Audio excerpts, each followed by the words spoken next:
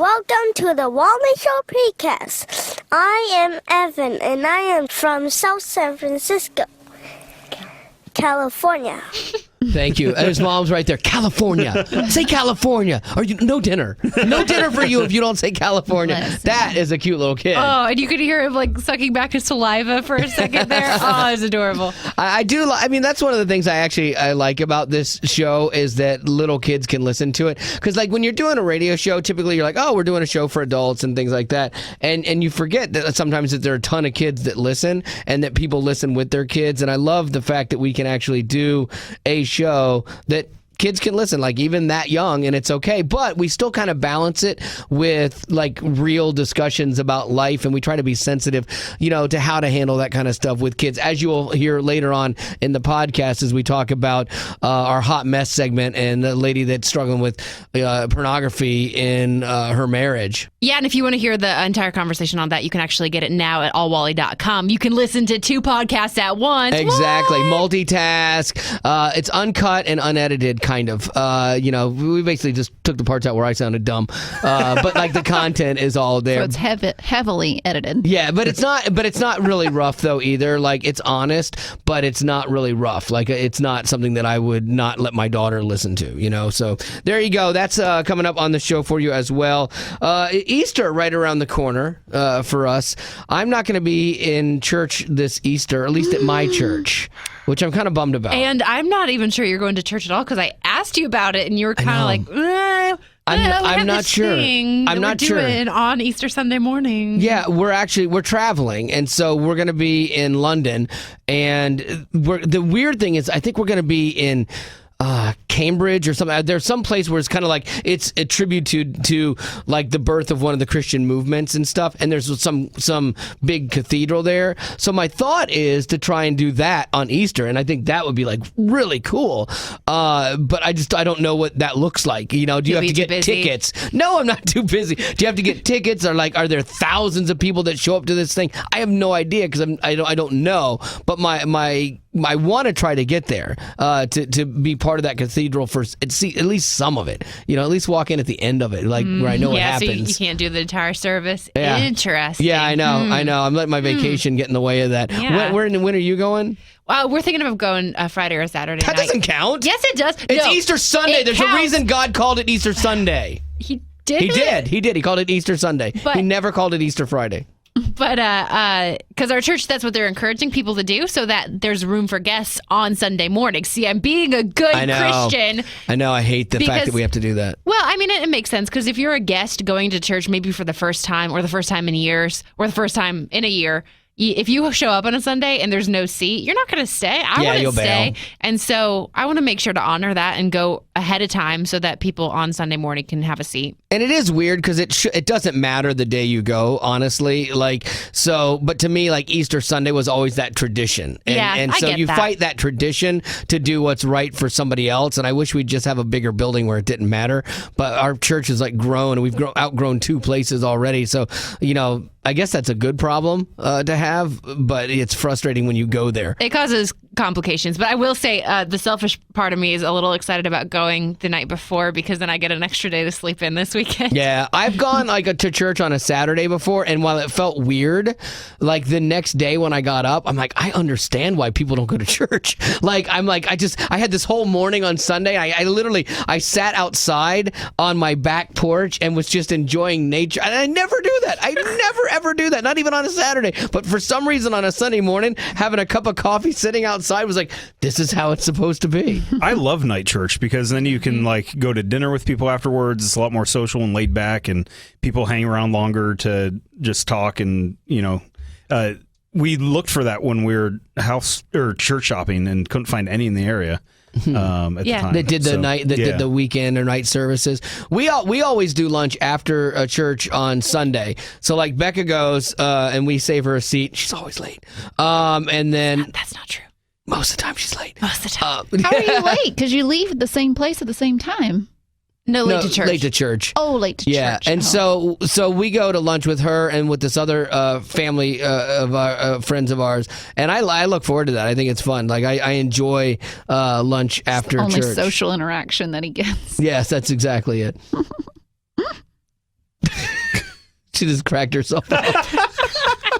No, I would go Saturday night though. If our church had a Saturday night service, All the time? All the time. Oh, Because yeah. the church that Joey and I went to the same church growing up, and as we got into high school, that's where that's when we would go. So it's kind of what I got used to early on, and so I like that idea. Yeah, I don't think I would. I worked at a church for a while that had a Saturday night service, and it was not great if you were working because like you'd have to get there on a Saturday at like 3 o'clock. You'd be there till 7:30 or so, and so your entire weekend shot because on Sunday you're working all day too. Oh, okay. Like, if you're doing both days, when you work at the church, like you're that's just no there the whole fun. time. I always feel weird. Like I feel like and again, it's all tradition based. You know, it's like, oh, I'm at church on Saturday night. Does it really count? I know it does, but does it really? Shouldn't I be here the they next ended up morning? getting rid of the service at the church I was at because they found everyone who was coming Saturday night also came Sunday morning because they felt like it didn't count. Oh, really? So they were just coming twice, and it's like, why are we doing all this work That's for people insane. just to keep the Christians out of the world But you're longer? saying the same thing. No, You're saying that's insane, but then you're doing the same thing. Oh, I know. That's what I'm saying. That's why I just go on Sunday. I don't do both. Like instead, like I would never go on Saturday night and Sunday.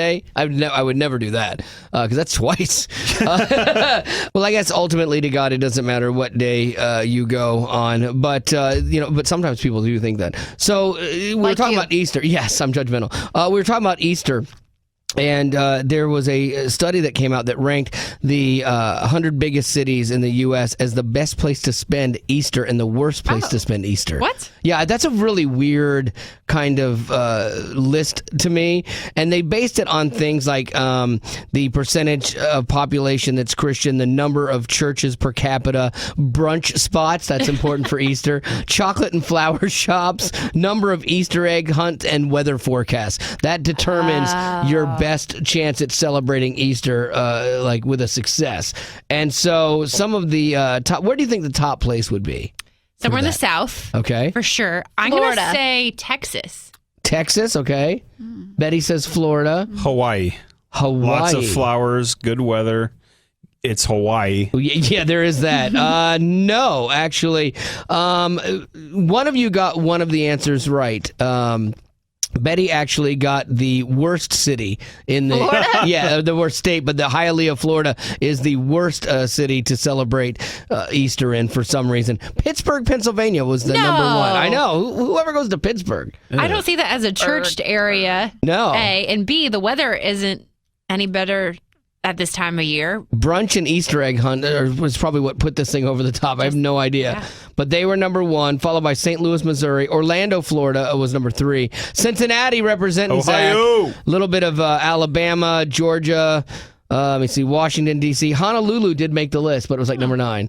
And Cleveland, Ohio made the list. Did as it well. really? Yeah. Number 10. Good. I'll be there a little bit after Easter. Oh, good. Oh, so you're going home a little Yes. bit? That's good. I was surprised. I went to my parents' new house this past week, and they had the Easter Bunny at Walmart, which I had never seen. Like, you always see it at the mall. Did you guys see that video of the Easter Bunny fighting a dad? Yes. There's a movie, and it's not a good movie to watch, but I think it was called Mallrats, and there was a scene in Mallrats where the Easter Bunny, this kid that's playing the Easter Bunny, gets into a fight with somebody, and it turns into this melee. And this repeated itself in real life. Apparently, the Easter Bunny accidentally dropped one of the kids that was sitting on his lap like a 1-year-old, so like that's not good.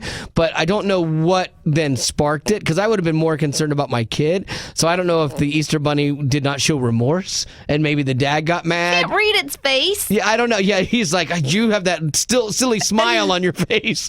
Yeah, you did it on purpose. And the guy inside's like, no. Maybe the rabbit stole the kids' tricks. Maybe so. And that silly rabbit needs to know. Yeah. Tricks are for kids. Yep. So it got like violent, and there's people taking cell phone video of this dad. And at one point in time, the Easter Bunny's head gets ripped off.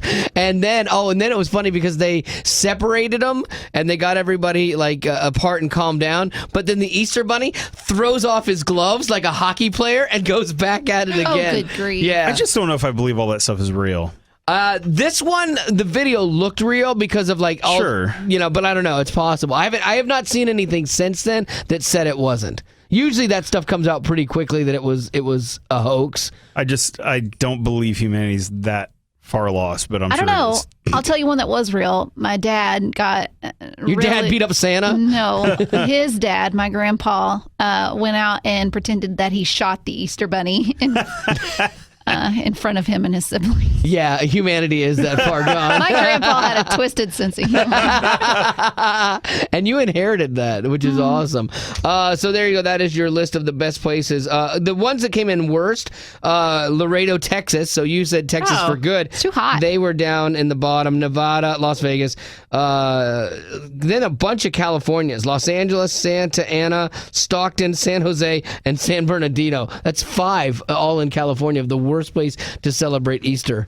We should do a list of the list with the most questionable results. Yeah. Because it feels like they're just kind of randomly drawing Let's some pick this one. random Yeah. sets. I would put this like around number 8 or 9. Yeah, this one doesn't feel all that like scientific. No. Kind of a weird one, but it's about Easter, so there you go. We got Easter coming up. We're known for our Sue me. Easter, not our science. Yeah. Did you see that there was a report about the IRS, and it was a question that was asked: would you get an IRS tattoo if you never had to pay taxes again? Yes, 100% yes. You only had to pay $46 this time. Oh, I thought you meant like all taxes, Oh, like all take it out taxes. of your Yeah. paycheck.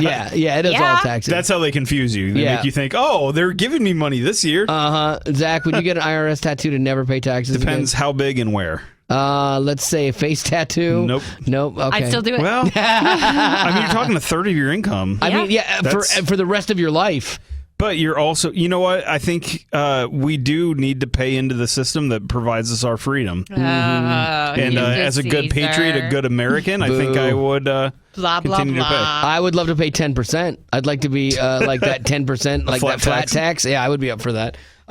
So yeah, that's a tough one because if you could get a tattoo that you could hide that said, I love the IRS or something like that to avoid taxes, I would certainly 1,000%. do that. Dolphins jumping over it. Yeah, Bring it whatever. on. Throw a rainbow on there. I don't even care at that point. No, I would not do that. After you get it add above, I hate the. Yes. So 20, Which I don't, for the record, any friendly auditors out I did. there. You I do fantastic work. I did ask that the other day. I'm like, could you ever like do that as a prank? Like get someone to be audited, like write an anonymous letter or something. Yeah. Like anonymous tip to the Yeah, IRS. like I think Betty's cheating on her taxes or something like that, Yeah. and send it to him. Because that'd be so cruel. but- Show segment. We can Yes. find out. No. 27% of people said they would do the IRS tattoo.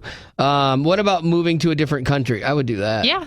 To get out of taxes? Yeah, but that seems Well, ironic because you're not going to pay them yeah. anyway if you move. It Well, depends on the country. if you move, you end up having to pay expat stuff a lot of times, unless you have dual citizenship. Let me see. Stop talking for 6 months. No. Nope. Yep. Yeah. Name your firstborn. Wow. Really? Absolutely. Oh, yeah. 6 months, no talking. Oh, I could totally do that. That would be fun. To get a 33% raise the rest of your year? Yeah, the rest of your life. Rest of your life? Yeah. I couldn't know. I think it would be fun. in a Guys, way. guys, You don't even have to pay guys, me. You wouldn't have a paycheck if Yeah. you didn't talk. Right. It'd be problematic for We one of you. work I'd in become a radio. Blogger. Name your firstborn child taxes. Yes. Yeah, I would do that. Yeah. At least a middle name. Because then, I'd name him the first name and then call him by his middle name. Or, tax is a cute. No, it's not. Houston is a family name for you. You could have Yeah. gone with Houston Taxes. Oh, that's good. That is good. This is the one that's probably the most disturbing in this whole thing, though, because I know a lot of these lists are bizarre or not, accurate. But this one is assuming you'd get away with it, murder someone. Oh, no. 4% of the people Oh, said my word. yes. Some people had to pay a lot in taxes. Because there are some people that are like, I don't like this guy anyway, and I get my taxes taken care of. Done. So that's disturbing. I almost Spend a wish year- they could lock those people up just for answering Yes. that. Spend a year in prison to get rid of taxes for the rest of your No. life. Not for life. Absolutely not. A year for boy, that's tough. For Are we your talking life. like a Martha Stewart prison or like a real prison? I'm talking real prison, like scared straight prison. Yeah, no. No, thank you. I will pay more taxes to avoid prison personally. Did you hear that, IRS? Yeah. All right, I think that's going to have to do it for our precast here as we are running out of time. On with the podcast. This is the Wally Show, and I try to be as fair and balanced as I can, although I'm sure I come off as fair and imbalanced a lot of times. But I have to go to a place here where I confess something, so we're going to do a little confession session.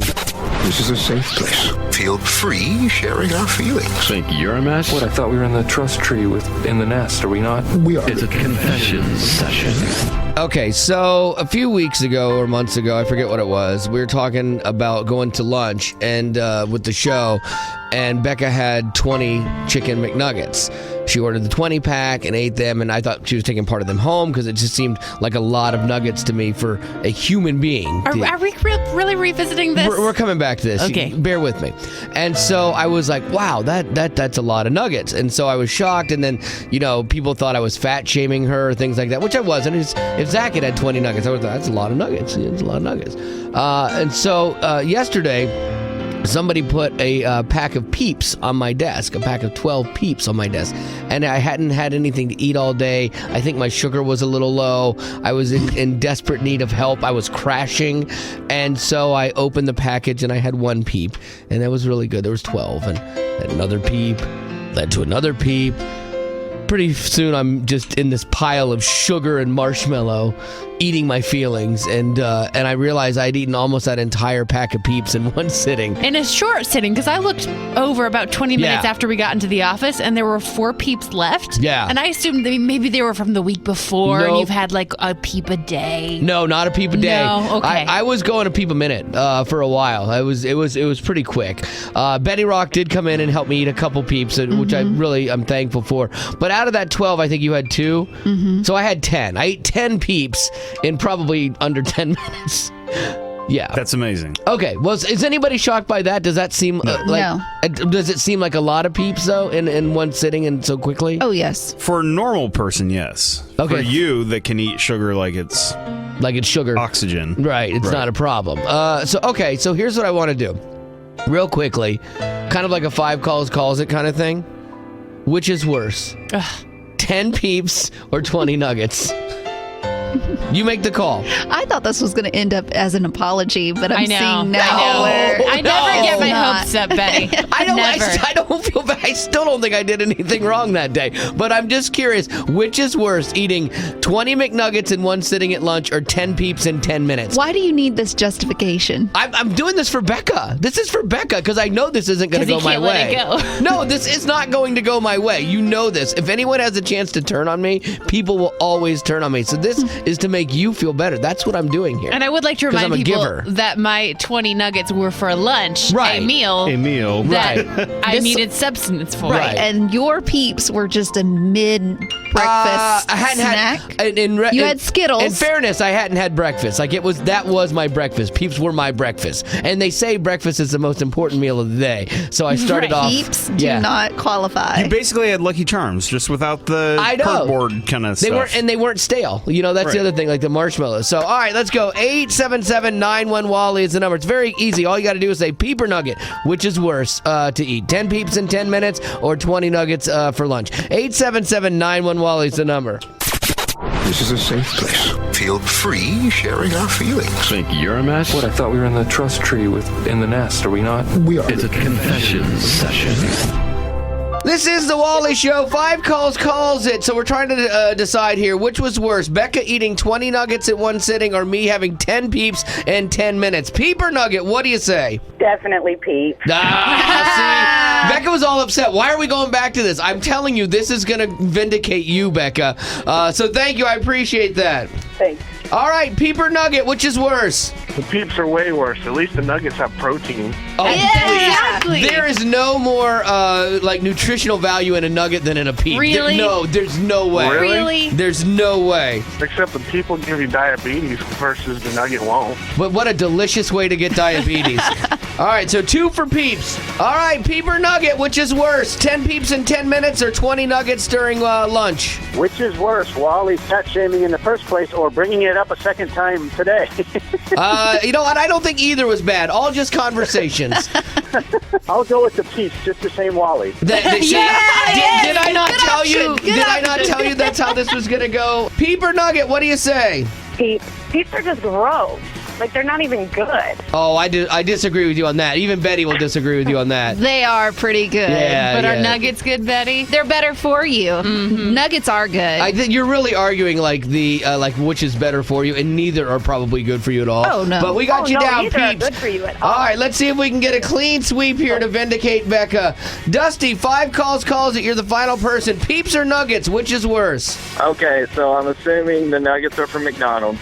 Yes. 10 peeps in 10 minutes is by far worse. Well, there you have it. The people have spoken, Becca. 5 calls it. That was unanimous. I think now you owe me an apology, so I'd like you to repeat after me, okay? Okay. I, Wally, think that you, Becca, are a gorgeous human being. I have always thought that you, Becca, are a gorgeous human being. And are not overweight at all, even though I am. No, and are not overweight at all, even though I was never insinuating that. But you have an amazing ability to eat 20 McNuggets. But I will never question it again. But I will never question. Oh, I can't say that. 'Cause I'm sure this will come back up again. I don't want to be a liar. Because I am a disgusting. Nope. Okay, I think you're taking too much here. All right, 5 calls it. That's enough.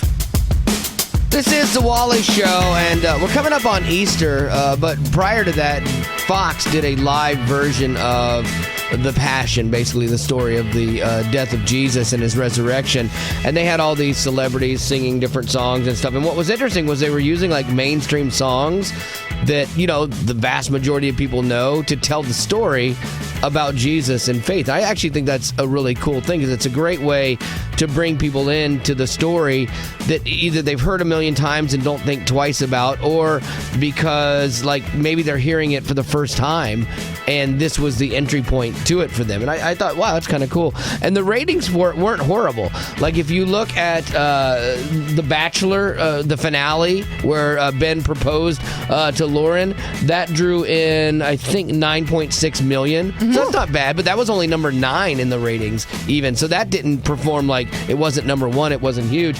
But the Passion version here, the live Passion version, had still 6.6 million people watching it. Oh, wow. So that's great. Yeah, I love that. I love to see that kind of thing. Am I the only one that didn't hear anything about it beforehand? I didn't either, and we don't watch Fox regularly. I Right. think that's part of the problem, so I didn't see any advertisements or I anything. thought you were a believer. What? No, she didn't say Fox News. Oh, thank you. Yeah. Thank you. Regular Fox. Close to it.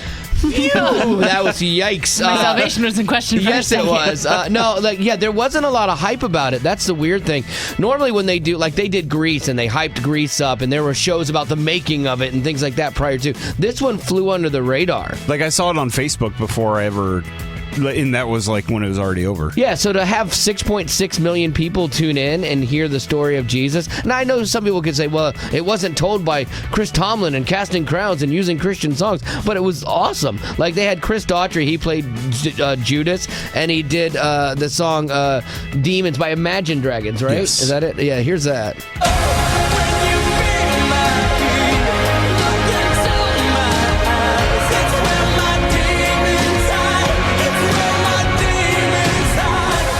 I think that's an example, though, of how God can and will use anything and everything to get people's attention, and that we definitely put things into a box and label things and go, well, it's about Jesus. It has to have Christian songs, and that wasn't the case. And who knows what the ramifications are of this? And I love it wasn't done by a church. It was done by a network. And so every time we get frustrated, we think, oh, people are against believers and this, that, and the other. I don't feel that all the time. And so I think this is a great statement. Yeah, we never celebrate the wins for the Christian faith in the mainstream world. Yeah, exactly. And I would consider this definitely a win. Here's what's happening in the world today. It's the Wally Show News. And Becca's going to get you caught up right now. What is going on? President Obama is still in Cuba and was criticized for going to a baseball game there instead of flying home after the terrorist attacks in Brussels. Really? Yeah. And in an interview during the game, he explained why he made that decision and what the objective of the terrorists really is. They don't produce anything. They don't have a message that appeals to the vast majority of people around the world. What they can do is scare and disrupt our daily lives and divide us. And as long as we don't allow that to happen, we're going to be okay. I'm not chuckling at what he said. It's just the crowd roaring at the baseball thing, and all I'm picturing is, pass me the peanuts and another thing, But you know what? The thing is, I mean, he's right. That's what they want to do, is disrupt your lives. I wouldn't, it's no secret I'm not an Obama fan, but I wouldn't bash him for doing this because it wasn't our country. It was, it was Brussels, and it's still a terrible thing. But what's he going to do? Fly home and fix Brussels and the terrorist problem? No. So he's there doing what he's doing. Had it been on American soil, then 100% come home and deal with that. Yeah, I was a little upset that he skipped Nancy Reagan's funeral to go to South by Southwest. Yeah, more so than that. But this to me doesn't, I don't think that's... Yeah, and there's a lot of people that, that's a problem with agendas, because there are people that don't like his politics or don't like him, and so they'll pick every little thing to go at him for. So then when the things that are big issues, like your health insurance maybe going up 30% next year, that gets swept under the rug and no one thinks about that. So that's what you deal with, not this one. And he did say he talked to the Belgian Prime Minister before the game and earlier in the day after the attacks happened, too. Right.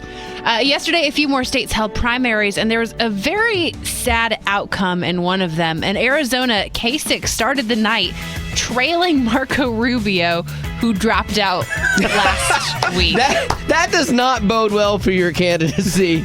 No. When Marco Rubio, who dropped out, is beating you. Oh, Kasich. That's what because at this point, you don't want people spelling your name right. If you're losing to a guy who's not even in there, just have them pronounce your name wrong. And part of that was due to early voting, to be completely fair, but it still doesn't look good when you're losing. That's not fair, then. To the ghost of your former competition. Yeah, because you said at the start, I thought that was curious to say at the start of the night. Yeah, he rallied. So all of the people who sent in their ballots 2 weeks ago didn't vote for him. Yeah. So still, no one wants to vote for him. That's completely unfair. I'm losing to someone who's not. Boo. Yeah, you can tell he likes Kasich. Boo on Ohio. Becca. Boo, yeah, you just booed Becca, I think. Actually. Well, it didn't matter in the end, since Arizona was winner take all and Trump ended up winning. Of course he did. Oh my goodness gracious, what a race this has been. And finally, some restaurants have programs to donate some of their unused food, but you know that a lot of it does end up getting thrown away, which is so unfortunate. But Starbucks is trying to do something about that. They already donate some of their leftover baked goods, but they're saying they finally found a way to donate all of their unused food, including refrigerated items. Good. And they say that over the next 5 years, they'll be donating 50 million meals to food banks across the country. Ooh, dude, that's awesome, man. That food goes to waste. And I know there are supermarkets and big chains that have rules. They're like, yeah, we're sorry, these are our rules. We have to throw this out. And I guess it's to not get sued or not. I don't know what the reason is. So they waste a lot of food that could go to feed hungry people. And I love the fact that Starbucks is finding a way to do it. It's interesting. I was at a banquet supporting a food bank. Okay, and so they had all this food seems left ironic, over. Doesn't it? It does. It was to raise money though to help it grow. Right. But at the end of the night, there was leftover food. They aren't legally allowed to then give that leftover food to the people in need. I don't understand because what's of the law? Packaging and all these different things, regulations and stuff. It's that is even crazier at the fundraiser for a food bank. Yes. That's where you just have to eat it all at that point. Sorry. I did my best. I'll be in the back with a spork going at it. All right, there you go. That is going to do it for your news. Thank you so much, Miss Becca.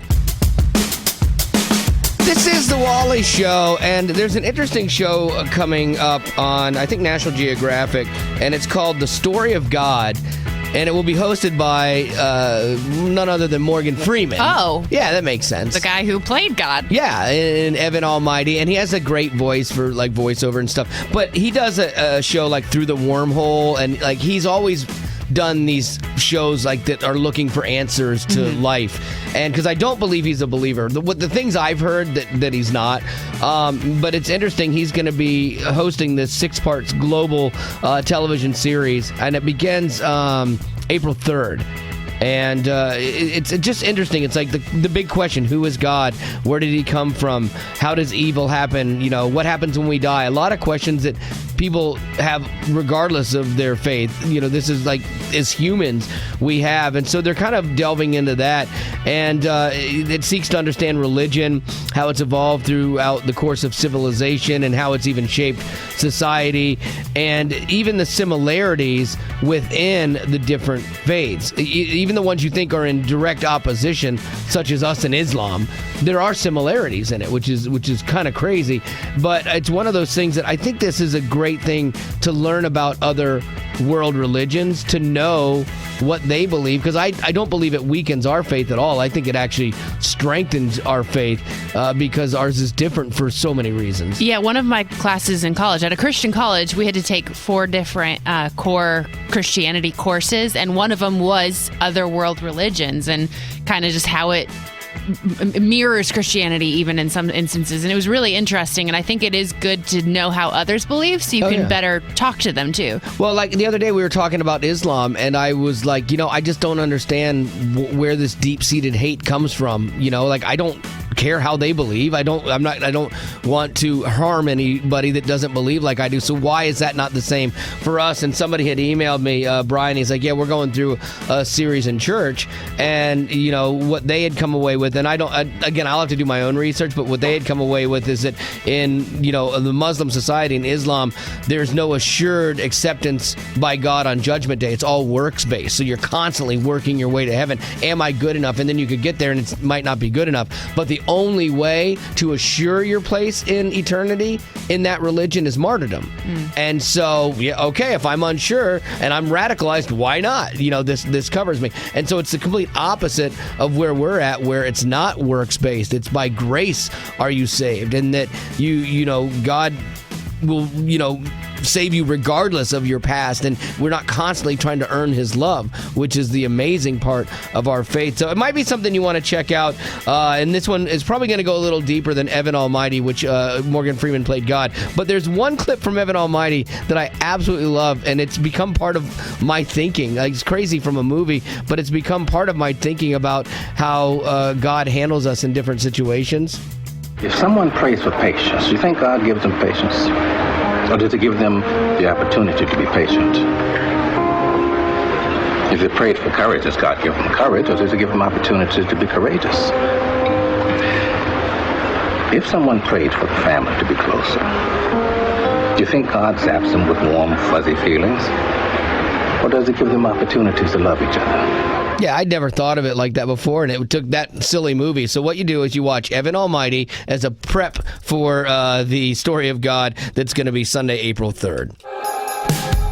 This is the Wally Show, and one of the things we like to do on the show is the scoop, where we give you the scoop on different things that hopefully can make your life a little bit better. Like, I'll start off today. I have this scoop on how your wall color in your bedroom actually affects you. Oh. Yeah, so if you're thinking about painting or something like that, maybe this will give you some thoughts. They say that if you want to sleep well, that blue walls actually help promote sleep. So maybe a light blue and brown. I've heard that blue is very calming. I've never understood this because I don't know about you guys, but I sleep with the lights off, so I don't see my walls. True. Yeah, but I don't know. A nap? I'm not sure, but maybe it's just the overall, when you walk in the room, you feel restful. Wait, Betty, do you nap with your eyes open? No, good point. But I'm saying there's light. This is interesting. Fascinating. Betty has the scoop on how to sleep with your eyes. When she just has that blank stare, she's actually napping. Our toothpicks. I will say there's times where I've been looking at her and her eyes are wide open. I'm like, are you asleep? I think she actually is. It's funny how your voice has that effect on me. Yes. Purple walls are most likely, though, to have the exact opposite effect, to give you insomnia. Really? So that's not good. Yeah. I've heard different things about, like, some people say you should, people have painted opposing locker rooms pink to, rile people up in a bad way or something. That's funny. Yeah, there is a psychology involved with color. Gray walls, people are most likely to do online shopping in bed. That's a very weird one. I don't know how they got that one. And you would think red walls, passion and, red walls, a lot of people paint red in their bedroom, and it has the exact opposite effect, they say. Makes you mad. Yes, exactly. So there you go. Explains a lot. Your foyer is red, so it's like... I don't sleep in my foyer. I know, but every time I walk in, I get angry for 3 steps, and then I get, oh, good, when it gets to the camel-colored walls, and then I'm happy. I love my red. We've lived in our house for about 5 years now, and we've made each of the 3 bedrooms our bedroom at different times. You've moved your bedroom as adults. one room is blue, one is like maroon, and one is white. Where do you sleep the best? They're all the same. Oh. The only difference is the rooms on like the south side where the sunlight comes in quicker in the morning. Maybe is a little bit more difficult, but okay, no difference. Well, there you go. At all. Yeah, so Zach's there you go. bringing the fun. Sorry. Yeah. Yes, and he just killed my scoop here. All right, so Betty Rock, what is your scoop? I have the scoop on how to make eye contact with the guy that you like. Well, now this is great news for you. This is another arrow in your quiver. I know. Sadly, a friend of mine sent this article to me because I have been known to have this trouble. Okay, what's it say? Okay, so first off, just mentally prepare for the uncomfortable feeling. You're going to feel nervous, and that's totally fine because everyone feels that way. But when you see the guy, you find him, you make eye contact with him, and you hold it for 5 seconds. 5 seconds is long. I know, this is commitment big time, but you got to hang in there and you got to do it. But once again, but you can't have crazy eyes, though. Well, that's true. Like when your eyes are bugging out and you're you just don't want to staring. do that. Okay. But you've already mentally prepared yourself, so you're okay for this 5 seconds. Now, once those 5 seconds is up, you look away. Instantly. Because if you stay, now you're borderline crazy. Okay. So 5 seconds? Right. Okay, let's see how long 5 seconds is. I want you to stare into my eyes for 5 seconds, and let's see how long that is. Okay, count it out. Yeah, she's closing her eyes to get ready. Well, I have to mentally prepare myself for the queasy feeling that I'll get. All right, so on your mark, get set, go. 1 1,000, 2 1,000, 3 1,000, I don't like it. 4 1,000, I don't like it. It hurts. 5 1,000. Look away. Woo! You did it. You survived. Okay, but that's not the only thing. Oh, okay, that's not there's the only more? thing. Yes. So once he looks away, you look back. Oh. And end with a smile. Nice. And look away. Now, this is going to come across that you're friendly and you're open for conversation. And that you're flirting, honestly, because that is the look away thing. And there's the other thing, too. If you're walking away from someone after you've had this moment, and then you watching them, if they look back at you, that's another sign. It's meant to be. Yep, then you call them. So there you go. All right, so there's the scoop. Way to go, Rock. I'm going to see Rock stare. I'm going to be looking to see who she stares at. She's going to be counting Oh my gosh. 1, 2, 3, 4, 5. I can't do this. I can't take my own advice. All right, so we got 2 more to go. We got Becca's and Zach's scoop to help your life out, and we'll do those within 15 here on The Wally Show. This is The Wally Show with the scoop for you. Things that you need to know or can make your life a little bit better. Betty Rock did the scoop on eye contact with someone you like, which is right in her wheelhouse. The scoop from me was on the proper bedroom colors to paint your bedroom for different effects. And Zach, what do you got? I have the scoop on pizza delivery of the future. Oh, I like it. Is that Domino's thing going to happen? Yes. Nuh-uh. In Australia, though. Oh. Is the bad news. Boo. What is it? It's this drone that delivers pizza, it delivers pizza to your door. It can only go on sidewalks and stuff for now. But, yeah. It drops your pizza on the sidewalk? No, it travels on the sidewalk. Oh, it's not a flying drone. No, not a flying drone. Ah. No, it's like 4 wheels and it interacts. It keeps the soda cold and the pizza hot. I wonder if this is a byproduct of all of our space technology for the Mars rover, and they finally whittled it down to something that matters, and that's getting me my hot pizza. Yeah, but if you saw a drone going around with a pizza, what keeps a person from just stealing it? That's what I wonder. It's also outfitted with guns. Yeah. So you know what I wonder is when robots take over the world, that robot's going to be eating our pizza. There is that. I do think this would be really big in college campuses and stuff. Oh, yeah. To That would deliver to make dorms. Yeah, but then you miss the fun of messing with the pizza guy. Yeah. So I don't know. Do you have to tip a drone? Yes. Ooh. Like in Bitcoin? Yes. You just made that real nerdy all of a sudden in Bitcoin. Nicely done. All right, so what is your scoop, Miss Becca? My scoop is on how to safely make it through the night. And you might think, well, what is dangerous about the night? Well, I have found myself getting up more to go to the bathroom, and it is so annoying. I feel like a little kid. I have to cut myself off at 6 My p.m. wife does the same thing. Yeah, it's terrible, but if you gotta go, you gotta go. And so they actually have a new product called the Global. Have you seen this? Where it makes the toilet bowl glow. Yeah. I have seen that's on Shark Tank. I saw it on Shark Tank. Oh, really? Yeah. Oh, I just found out about this a couple days ago. It's called the Glow Bowl, and it's a motion-activated toilet thing you put in your toilet, and so it lights up. And I thought, okay, well, surely it's just like a Kickstarter or whatever. No, it's at Bed Bath & Beyond, guys. Yeah. It's a real thing. It motion sensor, so when you walk in, it illuminates, and it illuminates the bowl. So for gentlemen, there's a target, which is good, and then it also lightens up the room. And then you don't have to turn lights on, so it doesn't wake you up as much. And then you don't get grumpy, and then you don't have that weird adjustment period where you can't see anything. And you can change the lights on it too. Like you can have different light schemes because it's like all LED. Oh, good. So you can have a dance party in the bathroom. I don't know that we need that. You sound way too excited about this. Who's not excited about this? It's going to encourage you to go to the bathroom more. Yeah, exactly. I just want to see my light. So, all right, well, there you go. If you have trouble like Becca does going to the bathroom at night, I'm very clumsy. Maybe we have your solution for you. These are the least important stories out of Hollywood, but nonetheless entertaining. It's the least of these. And Betty Rock has got it for you. What's going on? Well, by now you've probably heard that the terrorist attacks on Brussels happened yesterday. And during her London performance last night, Adele dedicated her last song to the victims with her rendition of To Make You Feel My Love. This is for Brussels tonight. I want you to all sing it with me, all right? Say here. No, there's nothing that I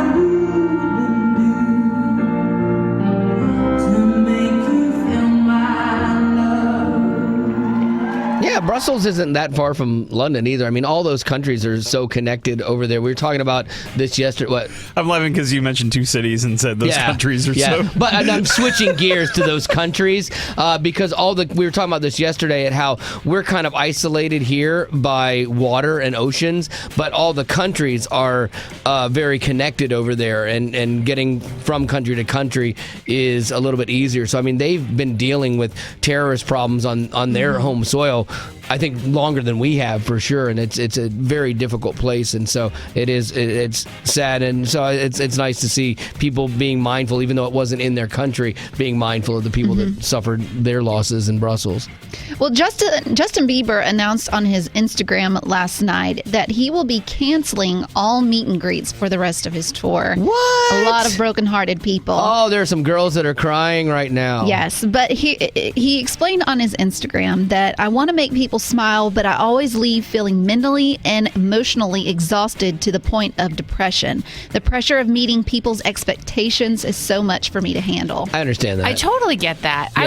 I was at the store yesterday and I was exhausted. I had been like running around trying to find this thing, and I was like, the people behind me were goofing off in line. I was getting kind of annoyed by the kids, and I'm like, if someone met me right now, I don't think they'd like me very much, and it's just because I am at the end of my rope. Like, right. But to have that pressure to be like, oh, you people, I'm the best ever. You got to think that you like me. Yes, but he's not the only one. Like, how do other celebrities do it? Well, the thing is, everybody's wired differently, too. And it's funny because just because you become a celebrity, because you sing or whatever, doesn't mean you're wired to deal with people either. You know, you have introverts that are these amazing artists. Not that Justin Bieber's an amazing artist, but like you're thrown into this world where you have to be something. And everybody that meets you wants this great moment from you. And then if it doesn't live up to the expectation they've built in their head, then they go online and trash you. And, oh, he was a jerk to me. It might not have been and stuff. So it's I know, like, I don't do things on that scale, but like when I go do to concerts and things like that and we do meet and greets, by the end of the night, I'm tired. I enjoy it because I need it, and I have very low self-esteem. But I know that I'm tired emotionally from it afterwards. So when you take someone like that on such a ginormous scale, I understand it. And he's already performing on stage to begin with. That's already acting like you're not yourself and trying to give people the best experience ever. Even Christian artists struggle with this too. Like, they call them meet and splits. Like, it's like, okay, meet people, shake their hands, and there's a reason that the handlers keep them short and keep the line moving through it, because it is tiring on them. So I feel for the kid.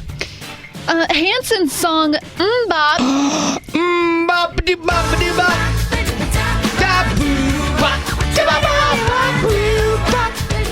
I remember this song. I know. When I was young and in summer camp. Yeah. Anyways, it is 20 years old. No. That is crazy. That means I was 11 when it came out. It seems like just yesterday that little mop top was banging on the drums while his older brother Isaac was knocking out some guitar riffs, and then the middle one, Taylor, was playing keyboards. How do you know all the names of the members? Truth be told, I've hung out with the Hanson kids. Boom, dropped it at a studio in L.A. What? Okay. They were actually really nice kids. Because he paid for the meet and greet, I bet. And they were exhausted by the end of me. You may not know this, though, but this lighthearted pop song has some pretty deep lyrics. I don't believe that yes, at all. it does. I'm going to tell you some of them. Thank you. You have so many relationships in this life. Only one or two will last. Go through all the pain and strife. Then you turn your back. They're all gone. What? Wow. On Mbop? That is deep. He says that. Who would have ever thought that? This is all I know. And I don't even know this part. No one does. No, exactly. All right, coming up within 15 minutes, we're going to get you caught up on the rest of the world. Here's what's happening in the world today. It's the Wally Show News. And Becca's going to get you caught up now.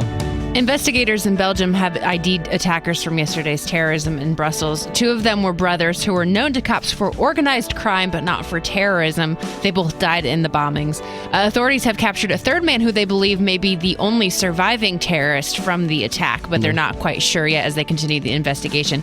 They also found where they made their bombs, which was the same type as those used in the Paris attacks. They seem to be connected. They'll be looking for the links with that, and are they part of the same cell and all that good stuff, yeah. There's an American teen who was injured at the Brussels airport yesterday, and he's doing okay. But the amazing part is that this is the third time he survived a terrorist attack. How? Like, oh my gosh! One kid in different places. Yeah, he was. So this one, he was injured at the airport. He was in Paris during those attacks, and he was a block away from the finish line during the Boston bombing. Is anyone investigating this kid? No, I'm kidding. No. But like this kid either has the best or the worst luck. It depends on how you look at it. I mean, he's alive and he's not been injured, or he was injured but not killed. Mm-hmm. But the odds of that happening and being at 3 different terror attacks in 3 different places and in different countries is just, I can't believe what the odds against that would be. I know, it's crazy. Sarah Palin is going to try her hand again at reality TV. She just signed a deal for a reality show as a TV judge. Now, the interesting part is she doesn't actually have her law degree, but she's working with the same executive who found Judge Judy and Judge Joe Brown. Is Judge Judy not a judge? What? I'm not sure. I thought she was. I doubt the whole legal Question system everything. now. My goodness. I think what they do is they'll have someone like that where you're basically a mediator and you're settling the dispute, and all the parties agree to have their dispute settled in this manner, even though it's not maybe legally binding. Mm-hmm. And so that becomes the new contract, I guess. Yeah, so that's her latest venture into the reality TV world. Well, there you go. Miss Sarah Palin, look for that. Coming up within 15 minutes, we're going to do something new here on the show called Hot Mess. So I'm excited about that. We'll explain that to you. This is the Wally Show, and to continue to help people and do ministry on a deeper level, we partnered with RockHouseCenter.com and founder John Murphy for some biblical counseling, and we started this thing called Hot Mess, where if you go to allwally.com, you can share with us the things going on in your life that you'd like to talk to somebody about and maybe get a different perspective. And we have long-form versions of these conversations that we're going to have at allwally.com, where it's, the whole mess kind of thing. But some of these topics are so important and so pervasive that I wanted to bring part of them up here on the show.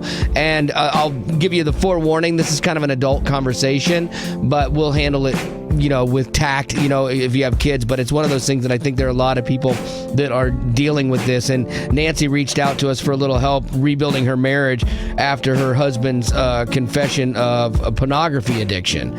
And, I get that it's tough, but it's real, and I think that this can help others. And I really appreciate her being so open, even talking about how this made her feel, as a woman. I totally felt like I wasn't good enough, like he preferred, the pornography and those websites over me. I felt like I wasn't good enough. I felt very low. My self-esteem just completely dropped to the floor. Question I just have is these statements about how you're not good enough. Do you feel a sense of dependency about your self-worth based on how your husband is treating you and whether or not he's sort of towing the line and doing the right thing as a husband? I wouldn't say a dependency, because I do consider myself confident in myself. But when this situation happened, that kind of just changed how I looked at myself and how it changed the confidence I had in myself. And, it definitely did affect it. Yeah, because odds are he had this problem long before he met you. Right. Like, that would be my gut, you know? Because it's pervasive in guys when they're 8, 10 years old now, because it's easy to access, and it's something that we as guys never realize that it's going to affect our families and our wives years down the road. Yeah, and the problem is on the receiving side of that, on the spouse side, the other spouse side, is all the lies that turn into beliefs that we then begin rest on and see ourselves through that come as a result of this kind of suffering that we're living with, and we need to come forward with grace.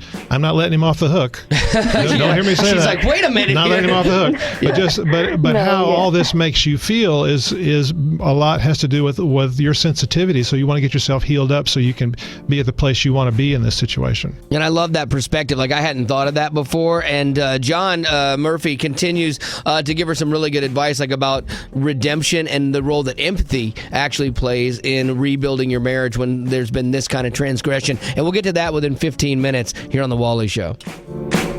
This is The Wally Show, and we've started this new segment called Hot Mess, and the idea behind it is, to deal with some things, that people are dealing with somebody that's a professional counselor, biblical counselor, like John Murphy from rockhouseCenter.com. And so we have a long-form version of this discussion we had with Nancy at allwally.com, because she had reached out to us to be part of our Hot Mess segment there and helping rebuild her marriage after her husband's confession about pornography and what that did in her marriage, And so the reason I want to do it here, you can hear the whole thing again at allwally.com, but the reason I want to play parts of this here, because maybe you're in this exact same situation and you're wondering if there's any hope for you at all. And I think you actually might find some here, because we kind of talk about how hurt people, and sometimes it's not even intentional. So actually having empathy and understanding the root of the problem is a huge step in the healing process. And that's something that Nancy found out during this hot mess. When I found out about everything, he didn't deny anything. He completely came clean about the entire thing. And not only did he come clean about what I had caught him in, but John, you mentioned that this problem of pornography doesn't come from, just 5 months ago. It probably came from many years ago. Well, when he did come clean about everything, and when he did, show, a lot of repentance and regret, he also came clean about secrets that he had been holding in his life that nobody knew. And it turns out that they were, he had experienced abuse in his childhood. Right. Mm-hmm. And, there it is. And that caused, that's where the door was open. That's where it all started.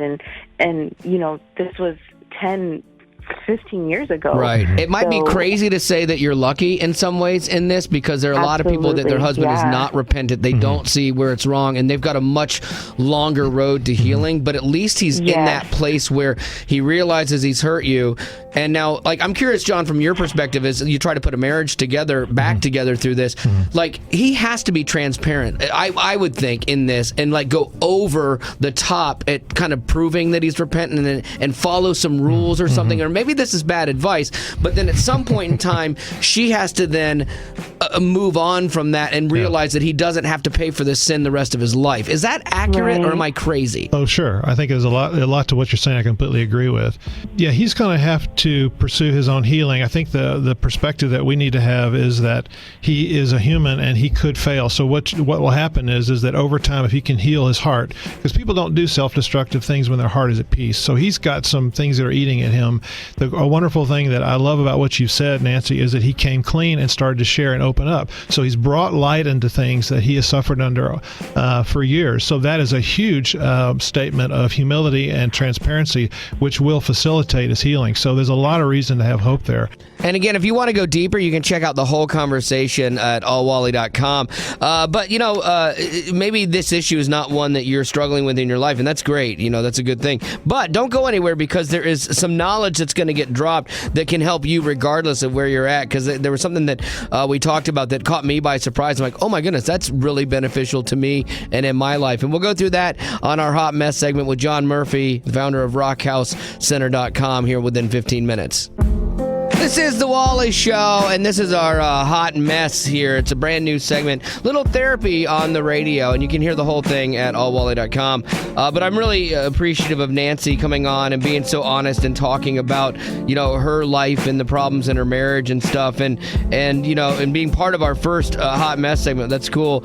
And I'm personally glad we had this conversation on the air, because even though, I'm not in that same place with that same issue, I still got something out of this, and I hope you did as well. When you're not settled in your heart, you tend to be self-destructive. I'm kind of in that place personally right now where I know I'm not settled right now, and I got some things going on. And so stop breaking me down, John. And I always do that. I go to self-destructive things, and I know this about myself, so I have to guard against it and watch it. So I appreciate that. Our line is that peaceful people don't self-destruct. Yeah, and so I'm a ticking time bomb. So Nancy, thank you very much for calling today. And again, if you or anybody else wants to go a little bit deeper with John or his staff, RockHouseCenter.com. They have phone and Skype counseling sessions, and it's all biblically based, which is the thing I absolutely love about this, is that you're going to get the Word of God, because I think that's where true transformation happens. Other stuff seems to be more behavior modification,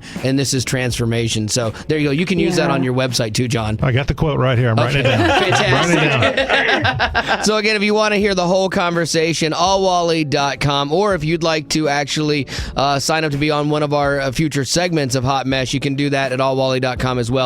Just search Hot Mess. This is the Wally Show, and if you were listening a little bit ago, we were talking about, we're doing our Hot Mess segment with John Murphy, who's a biblical counselor from RockHouseCenter.com, and we were working through Nancy's issues and walking through something that's happened in her family's life and her marriage, and she's trying to work it out.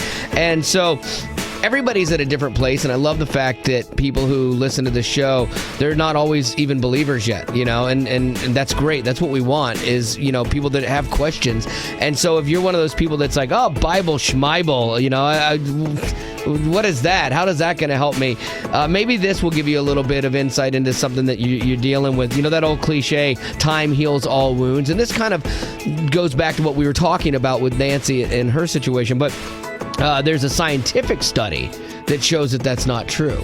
That just letting something go and it will somehow end itself and be okay, it's not true. Now, a lot of times time will let something be less prevalent, or you're a little less passionate about it over time. But until you actually deal with that hurt or that injustice or whatever it is, it's never going to go away. It will always be there in your life, and it will rear its head up at some point in time. And so that's why, this was a study based out of the university, or Arizona State University. And, it talks about, people try to distract themselves and live a normal life and not actually deal with the thing that happened. And it doesn't work long term. And that's something that we've known inside of, Christian circles for eons, is that forgiveness is the thing that helps you move on. And sometimes that involves even empathy for the person that's transgressed against you. That was something we talked about today that I kind of hadn't really put into that part of the equation, looking at why somebody does something versus just how it made me feel, and going, man, they're broken. Mm-hmm. And maybe we're not all broken in the same way. So I'm going to need empathy from people in the ways I'm broken someday, and I need to make sure I'm giving that to other people as well. Yeah, and I do think that there is something about that if you have a hurt from, say you were 5 years old and something happened and it rocked your world, and you've forgotten about it at times and you've lived a normal life, but then you have this new relationship and you're having to deal with it in an entirely new way. And I don't think that time heals all wounds. No, because you carry that stuff into your next relationship, and there's like transference, like the feelings from that you transfer to your new relationship. And so until that's dealt with, and until it's dealt with on a heart level, not just a behavior modification level, until it's dealt with on a heart level, you're probably not going to see that true change and that true release. And again, that's what forgiveness is about, and that's why God tells us to forgive 70 times 7. Like when it seems crazy to forgive anymore, he's still telling you to do that, because it's not only good for that person, but it's also good for you. And now science is caught up with the Bible, so that's a nice thing. She spends so much time on the internet, we thought we should put her to work. It's the Blogtastic Blog Report with Rebe. That's right. Rebe breaks it down for you. You have information on your favorite artists every week. What do you got this week, there, Mercy Reeves? Me, a lot of people's favorite artist, is already back in the studio. Bart posted on Instagram, a new album is underway with like 4 exclamation points afterwards. So It's nice to see he's excited about it. But I feel like they just got out of the studio, I don't know. Yeah. They did Christmas one. Yeah, so that doesn't count. Christmas albums don't count. So good for them. Like, I love those guys. So nice. I ran into Bart at Chick-fil-A the other day, and Mike, the guitar player at Home Depot, like all within 2 days, and like talking to them and stuff, and they were really excited about this. Real dedicated to the work. Yeah. They're not working 24/7 on this album. Okay, another popular artist, Lecrae, he got more help than he ever asked for on Twitter the other day. He asked for some natural ways to relieve his allergies and got literally hundreds of replies, from neti pots and essential oils to becoming Bubble Boy and getting rid of his nose altogether. Like, there was some crazy, crazy responses, and who knows what he actually ended up doing. People get so passionate about that stuff, especially the home remedies like essential oils. That's a big thing for people. As soon as I mention that I'm sick at all, I'll get emails. It's like essential oils. I haven't felt those work for me. I've had wonderful people like give me essential oils, and I've tried a little bit of it, but like I haven't felt like a difference in that stuff. Have you tried the caramel essential oil? I have done that, and it's really helping. Someone recommended essential oils for my dog, though, and her anxiety problems, and I think I'm going to try it. Oh, yeah. For that dog, I would try anything. Anything, yeah. Oh, poor Hadley. Okay, Michael Tate from the news was actually opened up about being single in an interview recently. He said he does not share this very often, and we have some clips from it. So. Oh, good. One regret in life, I look back, I would probably gotten married earlier, period, and had some kids, because now I'm 49, I'm not sitting there going, oh, lonely, woe is me, lonely Prince Tate, or whatever. No, none of that. The fact is, I think I'd have made a pretty good dad. I like Prince Tate. I don't think anyone's called him that, but I actually think he would be like a fun dad. He seems like a guy that would be really good around kids. Another guy from DC Talk, because that's where Michael was from originally, Toby.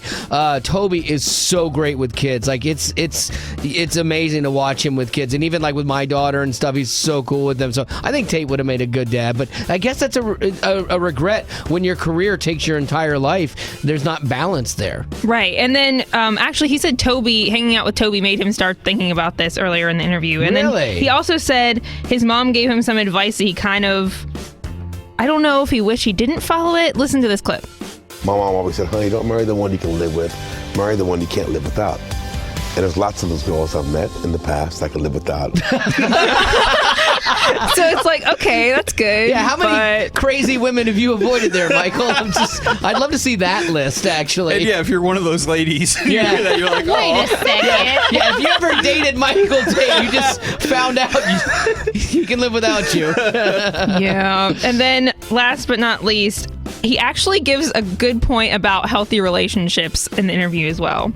I'm pretty selfish, because the flesh side of me says, I want you when I want you, and when I'm going to do my own thing, I'm going to do my own thing. So that kind of attitude, probably not healthy for a marriage. Yeah, especially like when your life has been you're catered to, like that would be really hard to not bring that into the marriage, where you're thinking, oh, well, she should just get this for me like my roadie does or my guitar tech. What's catering? I could see how that would be difficult for him. So who knows? Maybe the right woman's out there waiting for him at one of his shows. Who knows? I mean, at least he realizes that, like about himself and his life. So. And I think that's good when artists, open up about that stuff because it just makes them more normal and they have the same issues that we face as well, and I think that's a good thing to talk about. So there you go. Check it out. Michael Tate being vulnerable. Ooh, I love it. This is the Wally Show, and competition is one of those things in life that just exists. And sometimes we even compete in our marriages to be the cool parent. I know it happens in my house, but there was a dad recently that he went to a Bruce Springsteen concert and he took his kid with him, but it was on a school night.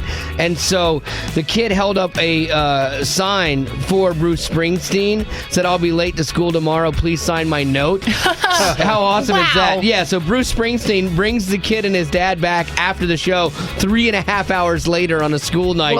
And he grabbed a pen and paper. He wrote a note to the kid's teacher and said, "Dear Miss Jackson, Xavier, I don't know how to say his name, has been out very late rocking and rolling. Please excuse him if he's tardy." And then he signed it. So that's kind of awesome. And apparently he did need it because the kid didn't wake up the next day till 10:45. Overslept a little. So that dad gets cool points from his kid for sure. Oh, for sure. I had a moment where my dad got to be the cool dad when I was growing up because my dad's a CPA, and so everything was always by the rules. And really? I thought CPAs were like rebels, like with motorcycles and just crazy dads. But no, you're right. And so he never let me miss school for anything. Like I was always jealous of the kids who got to take off for their birthday or for some special event, and even being sick was hard to get out of school. Yeah.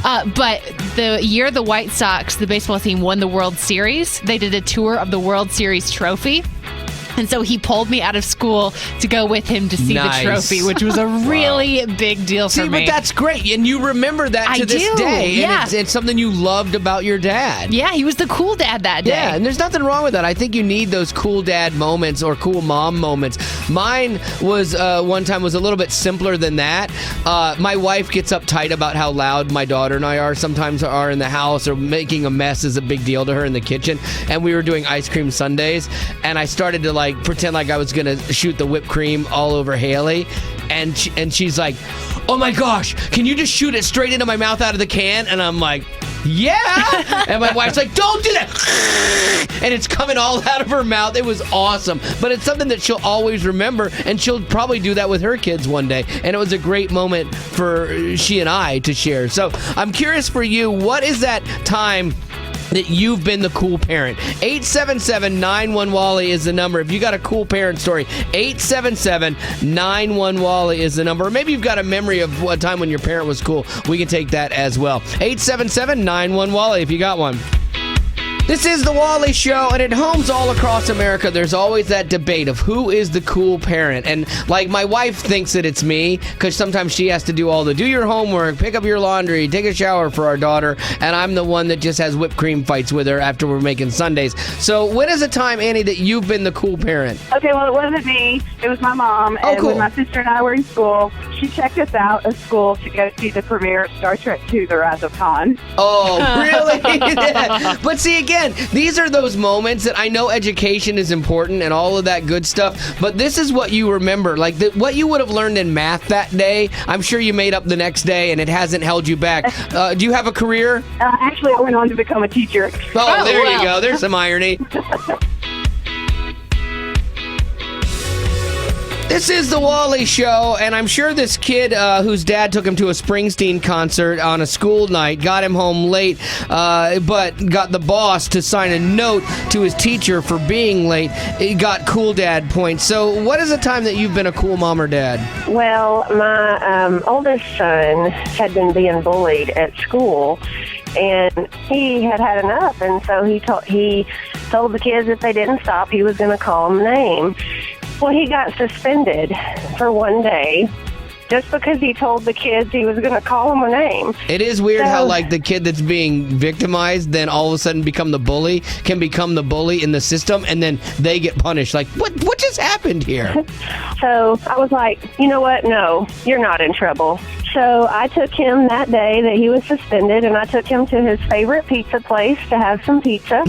And then Yeah, I took him to go see his favorite movie that he wanted to see that had just come out, at the movie theater. So we had a great day off. One of those weird moments, too, where you have to balance that with a little bit of life lessoning as well. It's still not right to call people names, but I'm proud that you stood up for yourself. Otherwise, he's going to be like, let's get suspended every day. Yeah, exactly. Where's some other kids I can call names? This is the Wally Show, and we're kind of discussing times when you've been the cool parent. So, Jim, have you ever been the cool dad? My son is 25 now, but back when he was about 9, I was at a car shop having some work done on my car, and this guy came in and was talking to the mechanic about a car he had wrecked and he had for sale. And it was like a Nissan 200 SX 5-speed sports car. But the front end was wrecked, and I asked the guy what he'd take for it, and he said, $100. So I bought it, took it home, fixed a couple of things, and gave it to my son. As a 9-year-old? Here you go, son. We lived on like about a 100-acre farm at the time. And so, my wife was shaking her head going, no, he's 9. He doesn't need a car. And I'm like, look, who cares? And he ended up, racing that car up and down the farm, and he was the coolest kid in the neighborhood, and I was definitely the coolest dad. Oh, 100%. I thought you were going to say, like, you bought him the car and you held it for him till his 16th birthday. Like, you gave a 9-year-old a car. Yep. Only rule, he had to wear the seatbelt, but he jumped hills with that car. He finally crashed it. I'm glad to see you had a rule with this. Yeah. The other rule ended up, once he crashed it a little bit, is he had to tie the one door shut, but, that was minor. Yeah, you definitely went Cool Dad of the Year and Most Dangerous Dad. It was kind of a joint award.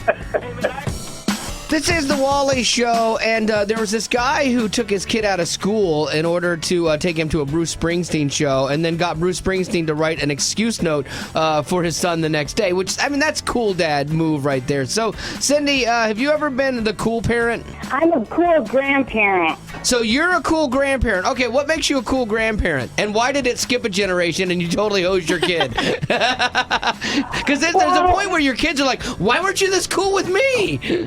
Well, it's like this. I came from New York, and it was the summer, and I came down to have him with his house. And then I wanted to pick my grandson up at school. So I took a shower, I got my capris on, and they were white, and he goes, Grandma, let's go for a walk. Well, I had flip-flops on and all that. So I said, okay, let's go. So we started down the road, and I was telling him about New York and the snow and the ice and can't wait to take him there. And I told him about snow angels, and he goes, what's that, Grandma? And I said, oh, here I go. So there was red dirt on the road, and I just laid down and made a snow angel for him and showed him how to do it. And my white capris and my sandals, you should have seen me. I was a mess. I had to throw them away. Yeah, but see, that's awesome. Yeah, sure, it cost you a pair of pants, but your grandson will always remember that moment when he's like, my grandmother did a snow angel on a dirt road. And then when he goes back to his parents and they're like, why are you so dirty? Exactly. They can't be mad at him. Grandma. Well, that is going to do it for the podcast there. And if you liked our Hot Mess segment and you would ever like to have your story considered for a part of that segment, all you got to do is go to allwally.com, and you can actually just search Hot Mess and it'll come up there, and you can tell us your story and then let us know if you want to talk to somebody. You can also hear the full unedited version of the interview. There you go. So all of that is waiting for you right now at allwally.com. Boom.